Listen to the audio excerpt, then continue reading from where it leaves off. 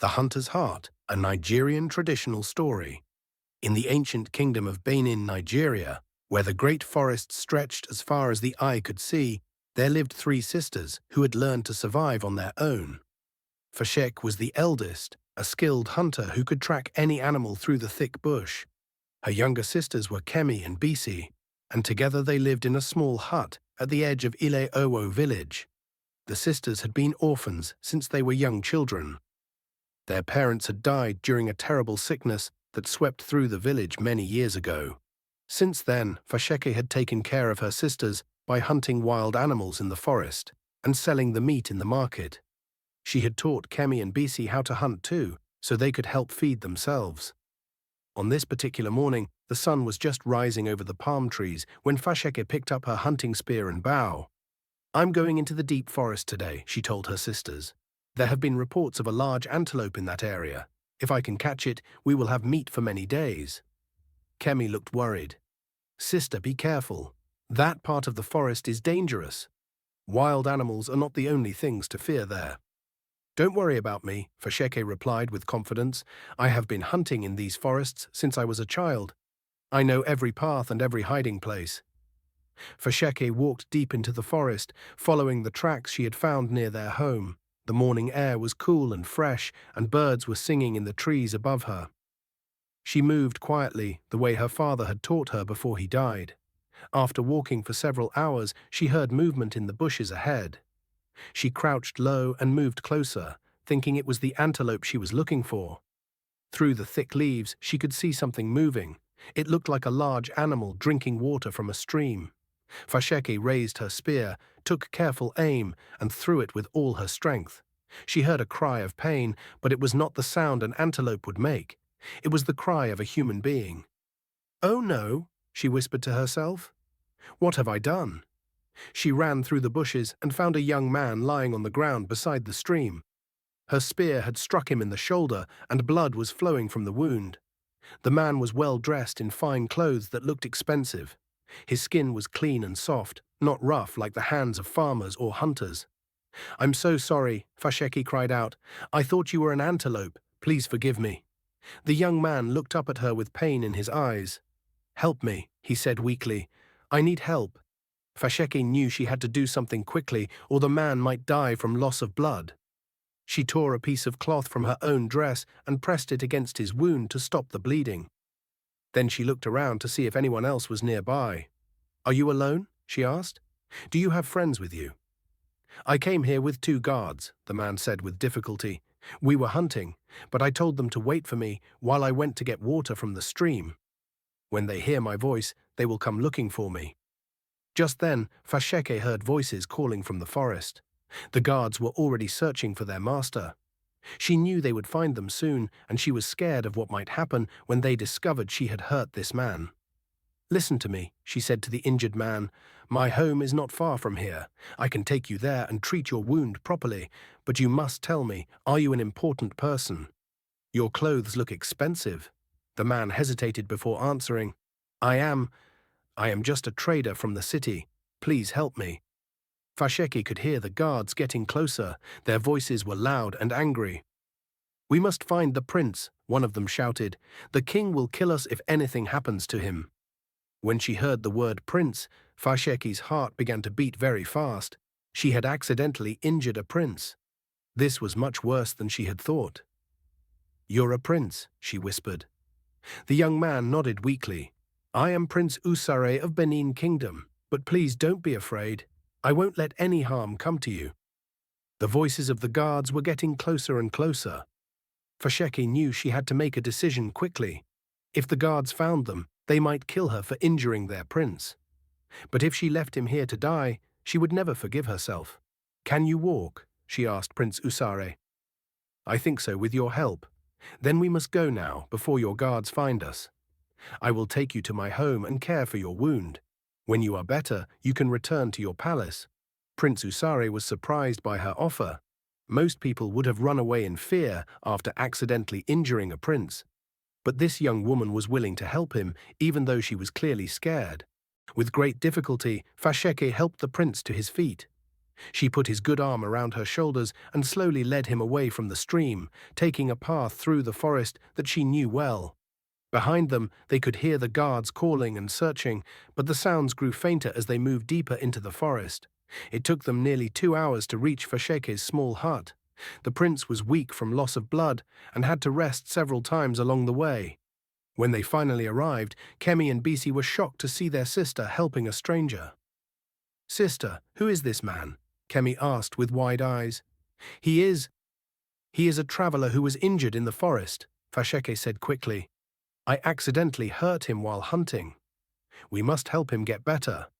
Kemi and Bisi looked at the man's expensive clothes and clean hands. They could tell he was not an ordinary traveler, but they trusted their sister and asked no more questions. "Bring me hot water and clean clothes," Fasheke instructed her sisters. "We need to clean his wound properly." They laid Prince Usare on a mat inside their hut and carefully removed his torn shirt.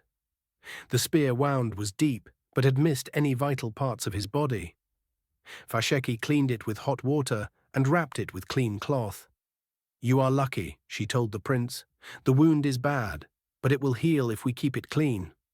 For the next several days, Fasheke took care of Prince Usare while he recovered. She gave him food and water, changed his bandages, and made sure he was comfortable. The prince was amazed by her kindness and skill in treating his injury. "You are a very good healer," he told her one morning. "Where did you learn these skills?" "My mother taught me before she died," Fasheke replied. "In the village, we must know how to treat injuries and sickness because there is no doctor nearby." As the days passed, Prince Usare began to feel stronger. He also began to learn more about Fasheke and her sisters. He discovered that they were orphans who had to work hard every day just to survive. Yet despite their poverty, they had shared their food with him and taken care of him without asking for anything in return. "Why are you helping me?" he asked Fasheke one evening. "You don't even know who I am."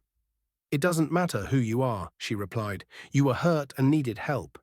That's enough reason for me." Prince Usare was touched by her words. In his palace, people served him because they had to, or because they wanted something from him. But Fasheke was helping him simply because it was the right thing to do. Meanwhile, back at the palace in Benin City, King Obaz was very worried about his missing son. The two guards had returned and reported that Prince Usare had been shot by someone in the forest and then disappeared. "How could you lose my son?" the king shouted at the guards. "You were supposed to protect him." "Your Majesty, we searched everywhere," one guard replied. "We heard him cry out in pain, but when we reached the place where the sound came from, he was gone. Someone might have taken him." The king was furious. "Find my son, search every village and every hut in the kingdom. Bring him back to me alive, or don't bother coming back at all." The guards and many soldiers began searching throughout the kingdom for the missing prince. They went from village to village, asking if anyone had seen a young man who had been injured. But no one had any information to give them. While the search for Prince Usare continued, Princess Folak of the neighboring Echo Kingdom arrived at the Benin Palace. She had been betrothed to Prince Usare since they were children, as part of an agreement between their fathers to keep peace between the two kingdoms. Princess Folak was known throughout the land for her beauty, but she was also known for her quick temper and prideful nature. She expected everyone to treat her with great respect and became angry when things didn't go her way. "Where is my future husband?" she demanded when she met with King Obaz. "I have traveled far to see him, and I'm told he is missing." "My daughter, we are doing everything we can to find him," the king replied. "Our best soldiers are searching for the entire kingdom." Princess Folaki was not satisfied with this answer. "This would never happen in my father's kingdom. We have better security and better soldiers. How could you allow the prince to simply disappear?" King Obaz tried to remain calm, but he was already worried about his son and didn't need Princess Folake making things worse. "We will find him soon," he said. "Until then, you are welcome to stay in our palace as our honored guest." "I don't want to be your guest," Princess Folake snapped. "I want my future husband to return to me immediately. If he is not found soon, my father will consider this an insult to our kingdom." Back in Ile-Owo village, Prince Usare was getting stronger every day. He was able to walk around the small hut and even help with some simple tasks.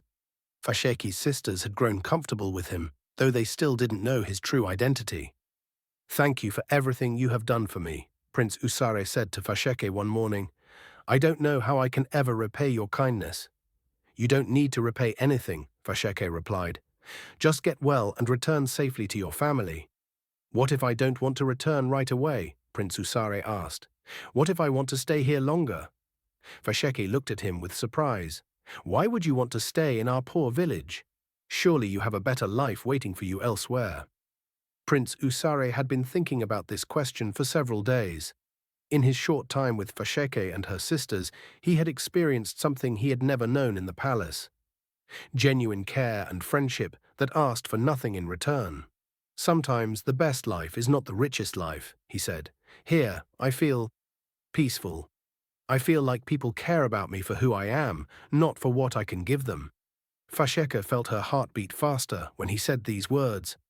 Over the past week, she had grown to care deeply for this mysterious man. He was kind, intelligent, and treated her and her sisters with respect. She had never met anyone like him before. But Kemi and Bisi were starting to worry. They could see that their sister was developing feelings for this stranger, and they were afraid of what might happen when he left. "Sister, we need to talk," Kemi said to Fasheke when Prince Usare was sleeping. "This man is not who he says he is. Look at his hands, they are soft like a baby's.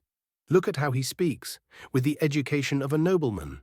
He is someone important, and when his people find him, what do you think will happen to us?" "He is a good man," Fasheke replied. "He would never let any harm come to us." "But what if he has no choice?" Bisi added. "What if his family forces him to return to his old life? Where will that leave you?" Fasheke knew her sisters were right to worry, but she couldn't help the feelings that had grown in her heart. For the first time in her life, she had met a man who made her feel special and cared for. In the village, Fasheke had a close friend named Jumoke, who often came to visit and chat about village news. Jumoke was curious about the stranger who had been staying with the three sisters, but Fasheke had told her he was just a distant relative who had come to visit. One day, while Fasheke was at the market selling meat, Jumoke decided to visit the hut and see this mysterious relative for herself. She had heard rumors in the village that the sisters were hiding something, and she wanted to find out what it was. When she arrived at the hut, Prince Usare was sitting outside, enjoying the morning sun. Jumoke was immediately struck by his handsome appearance and fine clothing. "Good morning," she said. "I am Jumoke, Fasheke's friend. You must be her relative from the city." Prince Usare was polite but careful in his response. "Good morning. Yes, I am. Staying here while I recover from an injury." Jumoke noticed the way he spoke and the expensive clothes he wore. She had lived in the village all her life and had never seen anyone like him before. "What kind of work do you do in the city?" she asked.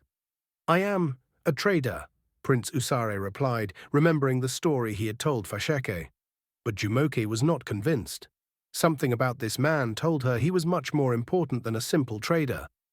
She began to visit the hut more often, asking questions and trying to learn more about him.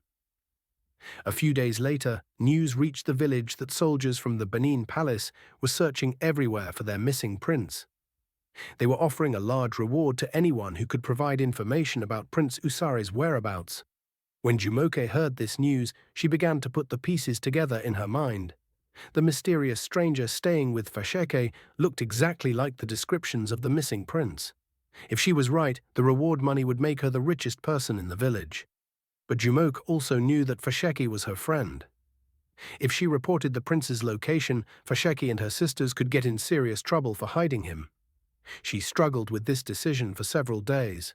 Finally, greed won over friendship. Jumoke went to her boyfriend, Whale, who worked as a messenger between villages. "I have important information about the missing prince," she told him, "but I want to make sure I get the reward money. Can you help me contact someone at the palace?"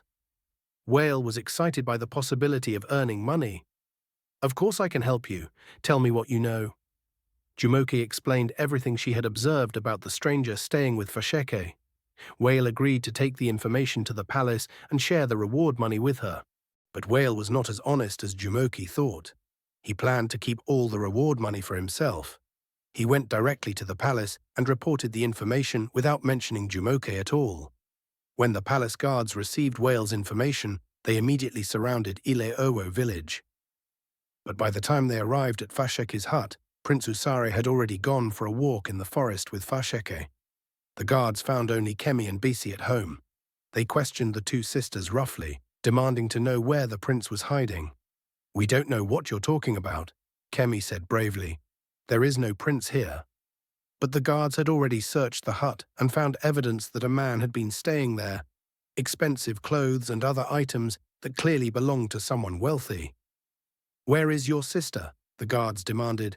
"Where is she hiding the prince?" Before Kemi and Bisi could answer, more guards arrived with terrible news.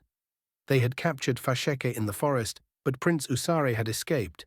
The guards brought Fasheke back to the hut with her hands tied behind her back. She had been beaten, and her clothes were torn. "Sister!" Kemi and Bisi cried out when they saw her condition. "Tell us where the prince has gone," the captain of the guards shouted at Fasheke. "We know you have been hiding him here." "I don't know what you're talking about," Fasheke replied, even though she was in pain.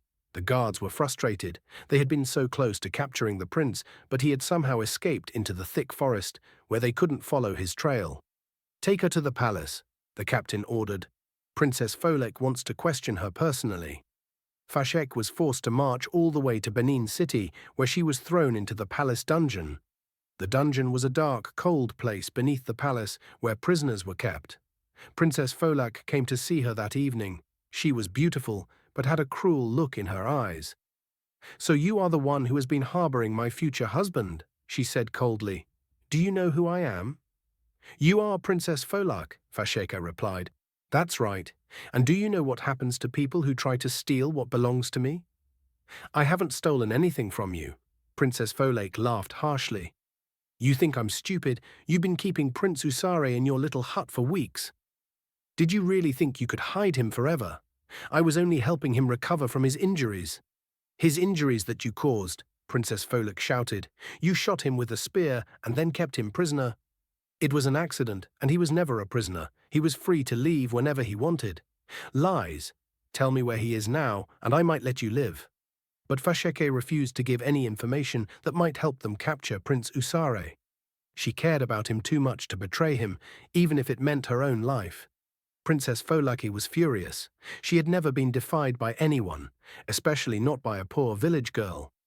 "We'll see how long you can keep quiet," she said. "Guards, make sure she gets no food or water until she tells us what we want to know." Prince Usare had managed to escape into the deep forest when the guards came to capture him. He knew all the secret paths from his childhood hunting trips, so he was able to avoid the soldiers who were searching for him. But his heart was heavy with worry about Fasheke and her sisters. He knew that by staying with them, he had put them in great danger. Now Fasheke is in prison because of him. After hiding in the forest for 2 days, Prince Usare made a difficult decision. He would return to the palace and face whatever consequences awaited him. But first, he would make sure that Fasheke was released and safe. When Prince Usare walked into the palace throne room, everyone was shocked. King Obaz jumped up from his throne and ran to embrace his son. "My son, thank the gods you are safe. We have been searching everywhere for you." "Father, I am sorry for worrying you," Prince Usare said, "but I need you to do something for me immediately. There is an innocent woman in our dungeon who must be released." "You mean the one who kidnapped you?" King Obaz asked. "She didn't kidnap me, father. She saved my life. She found me injured in the forest and took care of me until I was well. She is a good person who doesn't deserve to be in prison." Princess Folak had been standing nearby, listening to this conversation. Now she stepped forward with anger blazing in her eyes. "How can you defend her?" she demanded. "She shot you with a spear and kept you away from me for weeks." "It was an accident," Prince Usare replied firmly, "and she kept me alive when I could have died from my wound." "I don't care. She will pay for what she did." "No," Prince Usare said, looking directly into Princess Folek's eyes. "She will not pay for anything, and neither will her sisters. Father, I want them released immediately and returned safely to their village."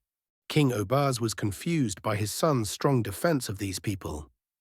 "Son, what happened to you in the forest? You seem different." Prince Usare had indeed changed during his time with Fasheke and her sisters. He had learned what it meant to be cared for without expecting anything in return. He had experienced true kindness and friendship. I learned what real people are like, Father. People who care about others not because they have to, but because they choose to. Princess Folak couldn't believe what she was hearing. Are you saying you have feelings for this peasant girl? Prince Usare looked at her calmly. I am saying that she is a better person than anyone I have ever met in this palace. These words hit Princess Folak like a slap in the face.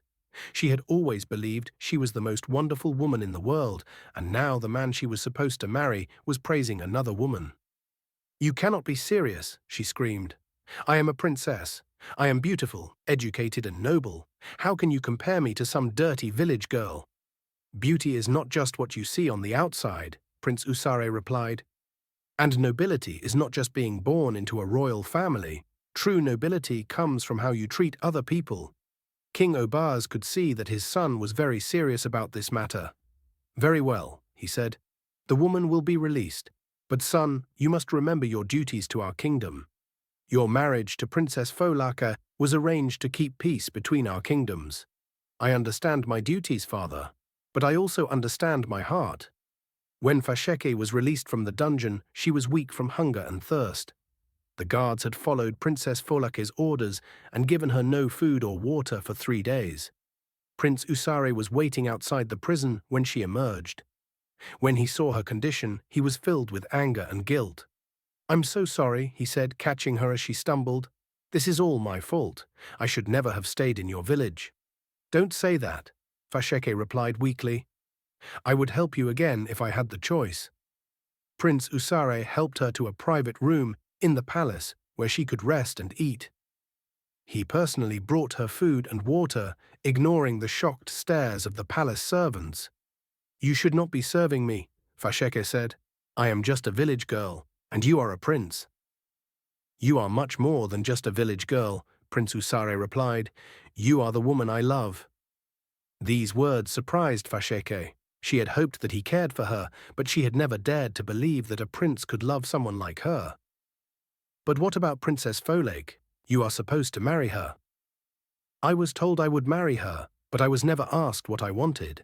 Now I know what I want, and it's not her. Your father will never allow it. The kingdoms need this marriage to keep peace. Then maybe it's time to find a new way to make peace, Prince Usare said.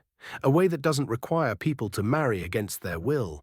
But changing royal traditions would not be easy. King Obaz called his son to a private meeting the next morning. Son, I understand that you have developed feelings for this village girl, but you must think about your responsibilities to our people. If you don't marry Princess Folak, her father might declare war on our kingdom. Then let him declare war, Prince Usare replied. I will not marry someone I don't love just to avoid a fight. You are being selfish. Thousands of people could die because of your personal desires, and thousands of people suffer every day because we make decisions based on fear instead of what is right. King Obaz could see that his son's mind was made up. Very well, but you must be the one to tell Princess Folake about your decision. Meanwhile, Princess Folake was making plans of her own. She could not accept that Prince Usare preferred a village girl over her. In her mind, this was impossible and unacceptable. She called her personal guard, Captain Tunda, to her chambers. I want you to get rid of that girl, she told him. What do you mean, Your Highness? I mean, I want her to disappear, forever. Make it look like an accident. Captain Tunde was shocked. Your Highness, I cannot murder an innocent person. She's not innocent. She's a kidnapper and a seducer who has bewitched the prince. Your Highness, even if that were true, I cannot kill someone without proper judgment and trial. Princess Folake was furious that even her own guard would not obey her completely. She dismissed him and began to think of other ways to get rid of Fasheke. After much thought, Princess Folak came up with a plan that would allow her to get rid of Fasheke while making herself look good to everyone else. She went to King Obaz with a proposal. Your Majesty, I have a solution to our problem that will satisfy everyone. What kind of solution? A trial by combat. Let me fight this village girl in single combat. The winner will marry Prince Usare and the loser will leave the kingdom forever. King Obaz considered this idea. Trial by combat was an old tradition that was sometimes used to settle disputes when no other solution could be found. "And you believe this is fair?" he asked. "Of course it's fair. We will both have an equal chance to prove ourselves. If the gods favor her, then she will win. If they favor me, then I will win." But Princess Folak knew this trial would not be equal at all. She had been trained in combat since childhood, while Fasheke was just a hunter who had no experience in formal fighting. When Prince Usare heard about this proposal, he was outraged. "Father, you cannot allow this. Fasheke is not a warrior. She will be killed." It was Princess Folake's suggestion, and technically it is fair. Both women will have the same chance to win. No, they won't. Princess Folek has been trained to fight since she was a child. Fasheke has only hunted animals for food. Then perhaps you should prepare her for the fight, King Obaz suggested. You have combat training. You could teach her what she needs to know. Prince Usare realized that his father was trying to help him without directly going against the arrangement with Echo Kingdom. If Fasheke could somehow win the combat trial, then he would be free to marry her without causing a war. Some weeks later he told Fasheke about the challenge. She was frightened but determined. "I will fight her," she said. "I would rather die fighting for our love than live knowing I was too cowardly to try." "You won't die," Prince Usare promised. "I will teach you everything I know about fighting. You are strong and quick from years of hunting. You can do this." For the next 2 weeks, Prince Usare trained Fasheke in secret. He taught her how to use a sword, how to block attacks, and how to use her speed and agility to her advantage. "Remember," he told her, "Princess Folake is stronger than you, but you are faster. She has more training, but you have more heart. Use your hunting skills, be patient, watch for the right moment, and strike quickly when you see an opportunity." While Prince Usare was training Fasheke, Jumoke was facing problems of her own back in Ile-Owo village. She had expected to receive the reward money for providing information about the prince's location, but Whale had never shared any money with her. When she confronted him about this, he laughed at her. "You think I'm stupid enough to share that money with you?" he said. "I did all the work of taking the information to the palace. You just told me what you saw, but we agreed to share the money. We agreed to nothing. And if you try to cause trouble for me, I'll tell everyone that you betrayed your best friend for money." Jumoke was furious and heartbroken. She had lost her friendship with Fasheke and gained nothing in return. She had also learned that Fail, whom she thought loved her, was just using her. But worse news was yet to come. When Jumoke heard about the trial by combat, she realized what she had done. By reporting Prince Usare's location, she had set in motion events that might lead to Fasheke's death. Filled with guilt and regret, Jumoke made a decision. She would go to Benin City and try to help Fasheke in any way she could. Meanwhile, Princess Folake was making her own preparations for the combat trial. She was confident of victory, but she wanted to make sure she had every possible advantage. She secretly met with some of her father's warriors who had come to Benin City for the trial. "I want to make sure this village girl understands exactly what she is facing," she told them. "Pay her a visit the night before the trial. Don't hurt her seriously, but make sure she knows she has no chance of winning." The warriors agreed to this plan. They thought they were helping their princess, but they didn't realize she was asking them to cheat. On the night before the trial, these warriors sneaked into the palace and found the room where Fasheke was staying. Hay grabbed her and threatened her with their weapons. "Tomorrow you will lose and die," one of them said. "Princess Folak is the greatest warrior in all the land. You have no chance against her." "Give up now and leave the kingdom," another warrior added. "It's your only chance to live." But Fasheke refused to be intimidated. "I will fight tomorrow, and I will give everything I have." The warriors left without seriously harming her, but their visit had been seen by one of Prince Usare's loyal servants. This servant immediately reported what he had witnessed. Prince Usare was outraged when he heard about Princess Folak's attempt to cheat. "She has no honor," he said to his father. "How can you allow me to be married to someone who would do such a thing?" "What can you prove?" King Obaz asked. "The warriors will simply say they were checking on the prisoner's security. You know what really happened." "What I know and what I can prove in front of both kingdoms are different things."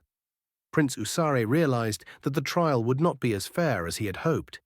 He spent the rest of the night with Fasheke, giving her encouragement and final advice. "Remember everything I taught you," he said. "Trust your instincts and don't let her anger make you careless." "I'm scared," Fasheke admitted, "not of dying, but of failing you. You could never fail me. Just by being willing to fight for our love, you have already shown more courage than I have ever seen." On the morning of the trial, people came from all over both kingdoms to watch the combat. A large circle was marked in the courtyard of the palace, and both kings sat on thrones to observe the fight. Princess Folak entered the circle first, wearing beautiful armor and carrying a fine sword. She looked confident and powerful as the crowd cheered for her. Then Fasheke entered the circle. She wore simple clothes and carried a basic sword that Prince Usare had given her. She looked small compared to Princess Folake, but her eyes showed determination. "The rules are simple," announced the judge. "The fight will continue until one fighter yields or is unable to continue. The winner will marry Prince Usare of Benin Kingdom." Princess Folak raised her sword and addressed Fasheke. "This is your last chance to surrender and save your life." "I will not surrender," Fasheke replied. "Then prepare to die." The fight began with Princess Folake attacking aggressively. She was indeed skilled and strong, just as Prince Usare had warned. Her sword moved quickly, and Fasheke had to use all her speed and agility to avoid being hit. For the first several minutes, Fasheke could only defend herself. Princess Folak's attacks were relentless, and the crowd began to cheer louder for her. But as the fight continued, Princess Folake began to get tired from her aggressive attacks. Fasheke, who was used to long days of hunting in the forest, still had plenty of energy. Prince Usare watched anxiously from the side. He could see that Fasheke was waiting for her opportunity, just as he had taught her. That opportunity came when Princess Folake made a powerful attack that left her slightly off balance. Fasheke moved quickly, using her hunting reflexes to strike at just the right moment. Her sword caught Princess Folake on the shoulder, drawing blood. It was the first successful hit of the fight, and the crowd gasped in surprise. Princess Folake was shocked and angry. She had not expected this village girl to be able to touch her at all. Her pride was hurt more than her shoulder. "You got lucky," she screamed. "That won't happen again."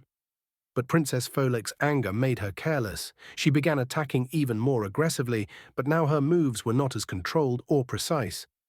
Fasheke continued to fight patiently, just as she had learned to hunt patiently. She dodged and blocked Princess Folake's attacks, waiting for another opening.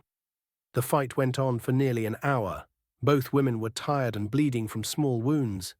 The crowd was amazed that Fasheke had lasted so long against the famous warrior princess. Finally, Princess Folak made a desperate attack, putting all her remaining strength into one powerful strike.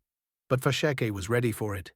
She stepped aside at the last moment, and Princess Folak's sword struck the ground with such force that it became stuck.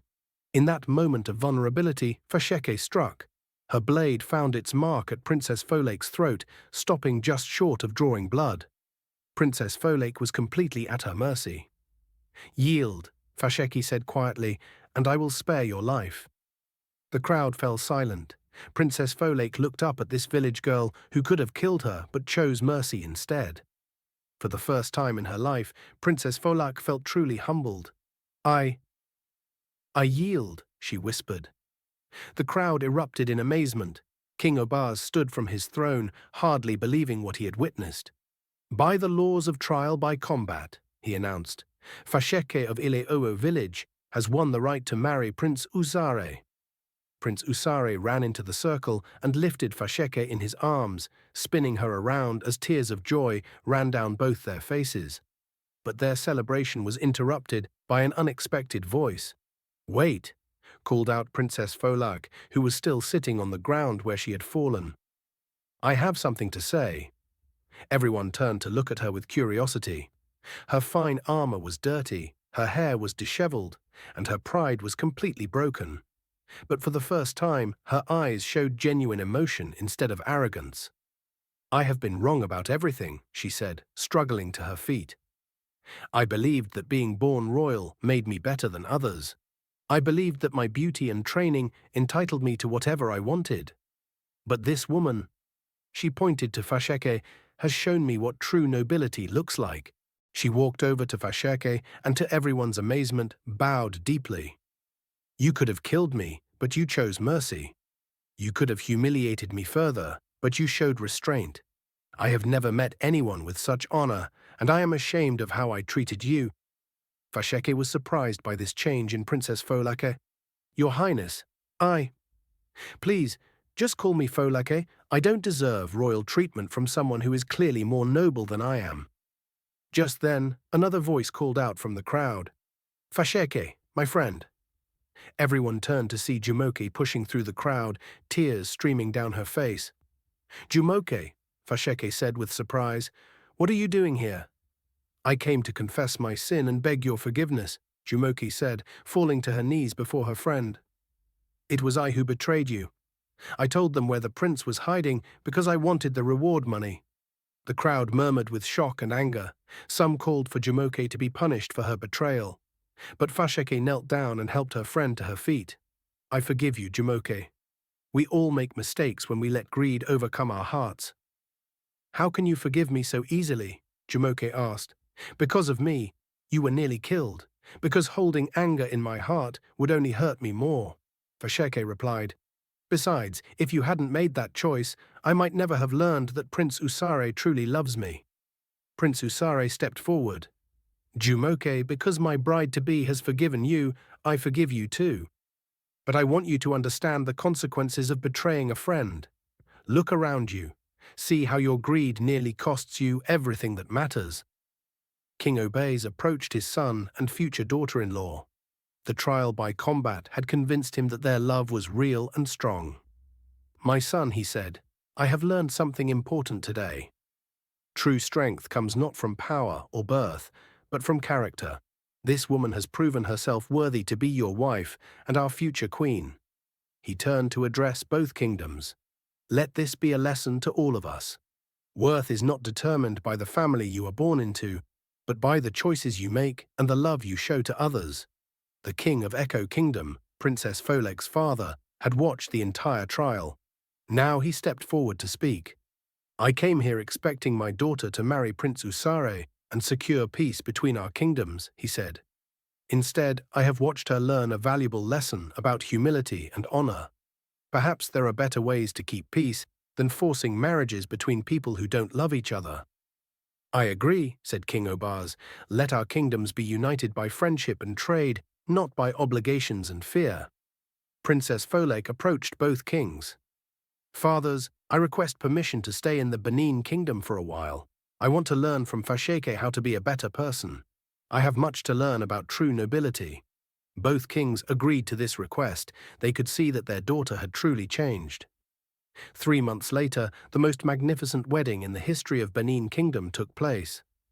Prince Usare and Fasheke were married in a ceremony that combined royal traditions with the simple, heartfelt customs of her village. Kemi and Bisi served as Fasheke's attendants, wearing beautiful dresses provided by the royal treasury. They could hardly believe their sister was becoming a princess. After their wedding, Princess Folake had indeed stayed in the kingdom and had become Fasheke's closest friend. She served as the chief bridesmaid and had learned to find joy in someone else's happiness. Jumoke was also present at the wedding. She had spent the months working hard to rebuild the trust she had broken, and Fasheke had gradually welcomed her back into her friendship. The wedding feast lasted for 7 days, and people came from villages throughout the land to celebrate. They told stories of the hunter who became a princess, and her tale became one of the most beloved legends in the kingdom. As the years passed, Queen Fasheke became known throughout the land for her wisdom, kindness, and fair judgment. She never forgot her humble origins and always made time to help the poor and powerless. She established schools in every village so that all children could learn to read and write. She created clinics where people could receive medical care regardless of their ability to pay. Most importantly, she taught by example that true nobility comes from serving others, not from being served. Prince Usare grew into a wise and just king when his father passed away. Together with his beloved queen, he ruled with compassion and fairness, always remembering the lessons they had learned about the value of genuine love and friendship. Princess Folake eventually returned to her own kingdom, but she remained a different person. She used her royal position to help others and became known as the People's Princess, for her dedication to improving the lives of her subjects. Even Jumoke learned from her mistakes. She became a teacher in her village and often told her students the story of how greed nearly cost her the most important thing in life: true friendship. Kemi and Bissi married good men and lived happily near the palace, always close to their beloved sister who had risen from hunter to queen but never forgot her roots. And so the story of the hunter's heart became a legend that was passed down through generations, reminding all who heard it that love, forgiveness, and genuine nobility can triumph over pride, greed, and artificial distinctions of class. The moral of the story, as told by the griots who sang it in villages across the land, was simple but powerful. The truest treasures in life cannot be bought with gold or inherited through blood. They must be earned through kindness, courage, and an open heart that sees the worth in every person, regardless of where they come from. And they all lived happily ever after, in a kingdom where love had conquered pride, and where a simple hunter's daughter had shown everyone what it truly means to have a noble heart. The end of the story. Thanks for watching. Please subscribe to this channel for more content like this. Make sure you drop your comment and share your thoughts with us.